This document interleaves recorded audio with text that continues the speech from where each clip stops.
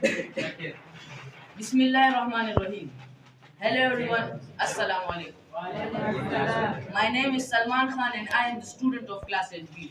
Today my presentation topic is